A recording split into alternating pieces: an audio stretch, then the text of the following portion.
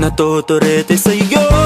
Hindi alam kung bakit ba ka nabighani sa iyo.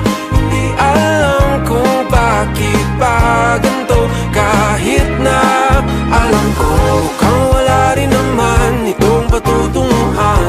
Kahit pa ilaan lahat ng oras sa'yo, hindi titigil hanggang ako ng dahilan ng iyong ngiting misteryoso.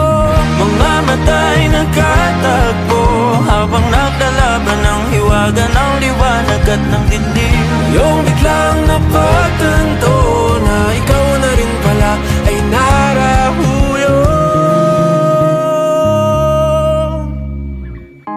Di maipaliwanag kung bakit nabighani sa iyo. Walang rason, walang pero, basta